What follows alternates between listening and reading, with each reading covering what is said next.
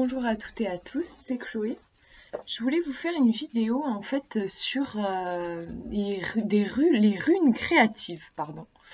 Les runes créatives, c'est pas moi qui l'ai inventé, hein, c'est un exercice de Nathalie Hanau qu'elle présente dans son livre Le Tarot créatif. Je l'ai présenté dans une vidéo, je vous mettrai le lien dans la description si ça vous intéresse. J'ai trouvé ça particulièrement intéressant et je me suis dit que j'allais le partager avec vous. Je me suis dit que c'était une jolie façon aussi de rendre hommage au travail de Nathalie Hanau et de motiver certaines personnes peut-être à acheter son livre. Parce qu'il y a vraiment des exercices super intéressants, je trouve.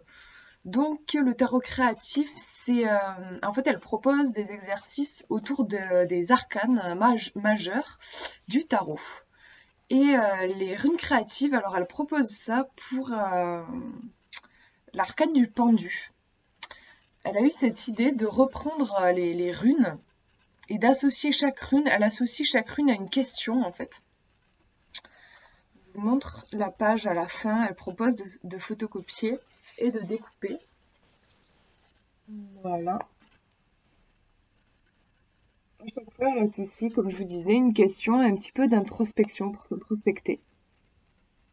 Moi, ce que j'ai fait, c'est que je les ai recopiés.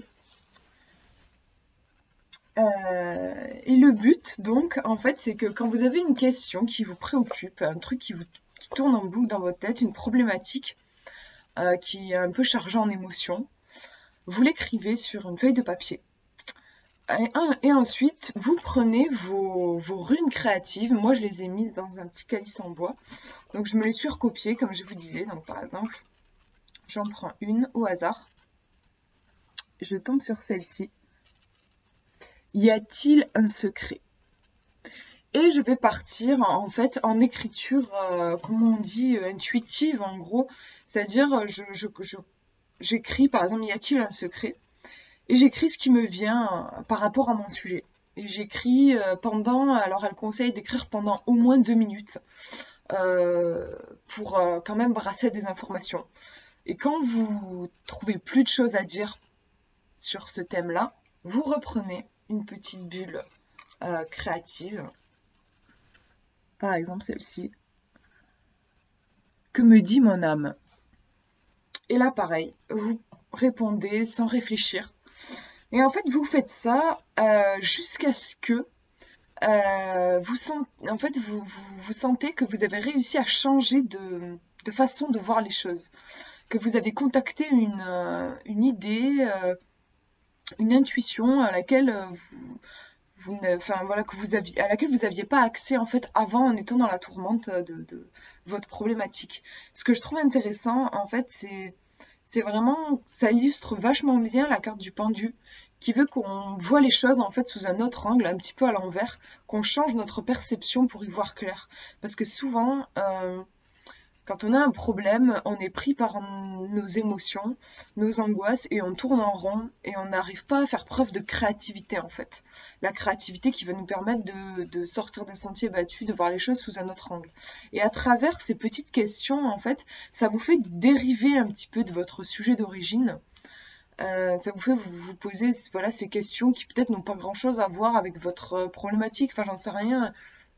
Votre problème, ça peut être... je sais pas... j'ai des soucis avec dans mon couple, on n'arrête pas de s'engueuler, je n'arrive pas à savoir comment retrouver de la paix. Par exemple, vous tirez y a-t-il un secret? C'est peut-être une question à laquelle vous n'auriez pas du tout pensé et vous rédigez sur ça et vous partez ensuite sur une autre question à laquelle vous n'auriez sûrement pas pensé. Et en fait, j'ai remarqué, enfin moi je l'ai fait une fois pour une question que je me posais et en fait ça m'a permis en douceur de m'éloigner complètement du sujet d'origine. Et c'est en m'éloignant que c'est comme si on devenait un oiseau en fait et qu'on s'envolait au-dessus de notre problème et qu'on le voyait avec de la distance, qu'on voyait les choses dans leur ensemble. C'est là que des fois on se dit ah mais ok mais en fait ça s'emboîte avec ça et si j'emboîte les deux, ça forme la réponse. Mais pour ça, il faut prendre de la distance. Pour ça, il faut sortir des sentiers battus. Pour ça, il faut aussi s'éloigner d'une charge émotionnelle qui est un peu trop forte. Et je trouve que c'est une super idée, donc, à travers l'écriture intuitive et il y a un travail aussi au niveau des runes. Donc si ça vous intéresse, ben, vous pouvez vous les fabriquer vous-même, hein. Alors si vous connaissez un petit peu les runes, que vous en avez chez vous, vous pouvez créer vos propres questions. Moi j'ai recopié ce qu'elle proposait, mais vous pouvez voilà, travailler vous-même sur la signification de la rune et écrire votre propre question dessus. Et ensuite les mettre dans une petite boîte. Moi je les ai mises dans une coupe et ça devient pour moi quelque chose de super, un truc référent en fait quand je sens que je tourne trop en rond et que je me sens paralysée dans mes habitudes intellectuelles et que j'arrive pas à résoudre un problème, bah, je sors mes petites runes créatives et je fais mon tirage et je trouve que c'est super. Et ça permet de vraiment, ça rend vraiment hommage, je trouve, à l'arcane du pendu que j'admire particulièrement. Enfin moi qui me suis depuis un moment dans ma vie et qui m'aide à résoudre beaucoup de problèmes parce que j'ai tendance à être pas mal dans l'émotion et ça m'aide. Donc si c'est votre cas, je vous conseille ce petit exercice qui coûte pas cher, hein. Enfin, il vous faut juste des crayons, un stylo et pour les connaissances sur les runes, vous avez même besoin d'avoir un bouquin ou quoi, vous pouvez les trouver sur internet et travailler vous-même vos questions. Ça fait aussi un travail par rapport aux runes qui est intéressant.